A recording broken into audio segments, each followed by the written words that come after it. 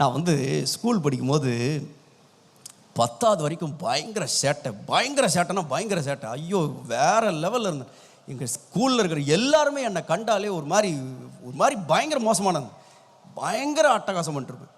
அப்போது எங்கள் ஸ்கூலில் ஒரு பிடி சார் இருப்பார். இந்த பிடி சார் பார்த்தீங்கன்னா அவர் நினச்சபடி அடிப்பார். அதாவது இந்த டீச்சர் ஒரு பக்கம் திட்டிகிட்டு இருப்பாங்க. அதாவது எனக்குலாம் நல்லா ஞாபகம் இருக்குது. நான் 10th படிக்கும்போது எங்கள் டீச்சர் ஒருத்தங்க இருந்தாங்க, மேக்ஸ் டீச்சர். அவங்க உள்ளே வந்த உடனே அவங்க சொல்கிற ஃபஸ்ட்டு டைலாகே என்னென்னா, Joel come and sit in the floor, கீழே வந்து தரையில் உட்கார். இதான் அவங்க சொல்கிற ஃபஸ்ட்டு டைலாக். இதெல்லாம் கேட்டு கூட நம்ம சொரனே இல்லை. அதாவது அப்படி தான் சொல்லுவாங்க. ஏன்னா நம்ம அப்படி அப்படி நம்ம ஒழுங்காக படித்தா நம்மளுக்கு கோவம் வரவங்கள, ஒழுங்காக படிக்கலைன்னா தானே, படித்தா பிரச்சனை இல்லை. படிக்காதனால அவங்க சொல்கிற கொஞ்ச நாள் எப்படி ஆயிடுச்சுன்னா, அவங்க சொல்கிறது மாதிரி நானே வந்து கீழே உட்காந்துருவேன். அந்த மாதிரி அதில் பிடி சார் இருக்கார் பார்த்தீங்களா, சும்மா அடிப்பார். நல்ல ஞாபகம் இருக்குது. அவர் வந்து இந்த பெரிய லத்தி மாதிரி ஒன்று வச்சுருப்பார். அதில் இந்த அசம்பிளி இருக்கும் பாருங்கள், அசம்பிளிக்கு ஃபுல் கும்பலாக இருக்கும். திடீர்னு என்ன நினைப்பாருனே தெரியாது. திடீர்னு இப்படி எல்லாரும் போட்டு அடிச்சு வீசிட்டே போவார். அது அப்படி வீச நாங்கள்லாம் அப்படியே செங்கடல் பிளந்த மாதிரி அப்படி 2 பேர் அப்படியே எல்லாம் பறந்துப்போம். அதில் எங்களுக்கு சந்தோஷம். என்ன சந்தோஷம், நீ அடி வாங்கினியா, என் மேலே போட்டுதான் ஓ மேலே போட்டது, அது உங்களுக்கு சொர்ணையே இருக்காது. ஏன் எல்லாம் அட்டகாசம் பண்ணுற கும்பல் இன்றைக்கி அடி வாங்குறது மேபி போன வாரம் பண்ணதுக்கு இன்றைக்கி வாங்குறோமோ, இது வந்து இப்படியே பழகி போயிடுச்சு. அடி வாங்குறது பெரிய விஷயமே கிடையாது. அதை பற்றி நாங்கள் வீட்டில் வந்து சொல்கிறது கிடையாது. ஏன்னா வீட்டில் சொன்னால் அவங்க திருப்பி அடிப்பாங்க. ஸோ அதனால் அதையும் சொல்கிறது கிடையாது.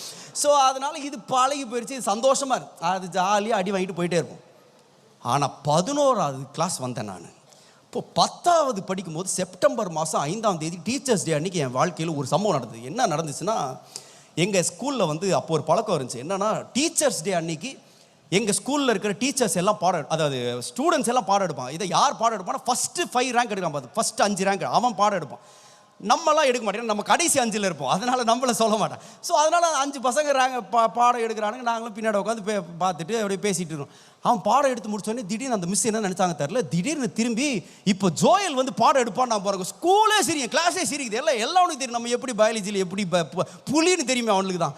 ஃபுல் சரி. நான் கெஞ்சிற மிஸ் தயவுசெய்து வேணாம், என்ன தயவுசெய்து இப்படி அவமானப்படுத்துகிறேன். அவங்க சார் நீ தான் பேசணும். என்ன பேசுகிறேன், இந்த நேராக போனேன். ஒன்றும் தெரியாது பயாலஜியில். ஆனால் அந்த சண்டே எங்கள் அப்பா மோசேகர்லேருந்து ஏதோ கதை பேசியிருந்தார், ஏதோ ஒரு மெசேஜ் பேசினார். அது ஞாபகம் வந்துச்சு. அந்த மெசேஜ் பேசுகிறேன் நான். எனக்கு சொல்லிட்டேன், நான் சரண்டர் ஆகிட்டேன். எனக்கு பயாலஜி எதுவுமே தெரியாது, அது உங்களுக்கு தெரியும், எனக்கு தெரியும். அதனால் எங்கள் அப்பா பேசின செய்தியிலேருந்து பேசுகிறேன்ட்டு நானும் ஏதோ பேசியிருக்கிறேங்க. பேசி முடிச்சோன்னே என்ன நடந்துச்சுன்னு தெரில. அந்த மிஸ் ஒரு மாதிரி ஆகிட்டாங்க. அவங்க ஆயிட்டு சொல்கிறாங்க, முடிச்சு நான் உட்காடுறேன். அவங்க நினச்சி தான் சொன்னாங்களா, அவங்க சொன்னது என்னாலே நம்ப முடியல. என்ன தெரியுமா சொன்னாங்க, ஜோயல் நீ ஒரு நாள் டிஜே தினகரன் மாதிரி ஆயிடுவேன்னாங்க பாருங்க. எனக்கு அப்படியே மூச்சடிது.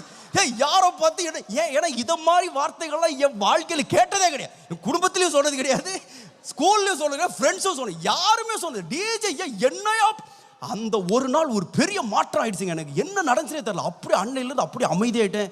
ரொம்ப பெருசாக பேசுறதில்ல, சேட்டை பண்ணுறதெல்லாம் நின்றுச்சு. இதெல்லாம் முடிச்சு எப்படியோ 10th நல்லா பாஸ் ஆகி கடைசியில் 11th வந்தோம் பாருங்கள். பயங்கர படிப்பாளி ஆகிட்டேன்.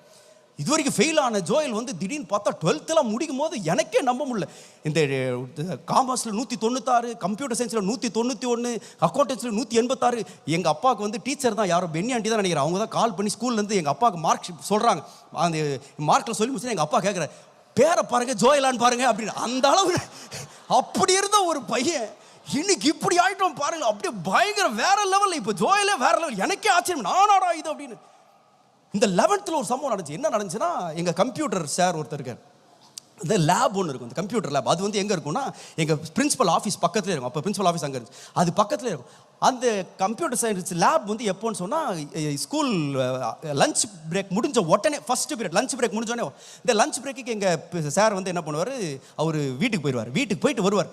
அவர் அன்றைக்கி வரதுக்கு லேட் ஆகிடுச்சு. நான் என்ன பண்ணேன், அப்போ நான் தான் கிளாஸ் லீடர் வேறு பாருங்கள். அந்த மாதிரி ஆகிட்டு நான் கிளாஸ் லீடர் இருந்தேன்னா, நான் எங்கள் பசங்க எல்லாரும் கூப்பிட்டு போயிட்டு அந்த கம்ப்யூட்டர் லேபுக்கு போனால், கம்ப்யூட்டர் லேப் க்ளோஸ் ஆகிருக்கு, சாரை காணும். ஸோ நாங்கள் எல்லாம் அந்த வாசலே நின்றுட்டு இருக்கோம். பின்னாடி பிரின்சிபல் ஆஃபீஸ், அதனால் நாங்கள் சத்தமாக பேசிகிட்டு இருக்கோம். இவர் 10 நிமிஷம் லேட்டாக வந்தார் பாருங்க. பார்த்தோன்னே எங்களெல்லாம் பார்த்தோன்னா அவர் மிரட்டார். என்னடா இவனுக்கு வந்து இங்கே நின்றுட்டு இருக்கிறானுங்க, பிரின்சிபல் வேறு உள்ளே இருக்கிறாரு. இவனுக்கு பேசிக்கிற சத்தத்தை கேட்டு வெளியே வந்து என்ன நிற்கிறீங்கன்னு கேட்டால், சார் இன்னும் வரலன்னு சொன்னால், இவர் ஏன் 10 நிமிஷம் லேட்டாக வந்தார், ஏன் மேலே அவர் மேலே பிரச்சனை வரும்னு சொல்லிட்டு அவர் ரொம்ப கோவப்பட்டு திடீர்னு என்ன பண்ணார், டோரை திறந்து எல்லாம் உள்ள போன எல்லாரும் அமுச்சு விட்டார்.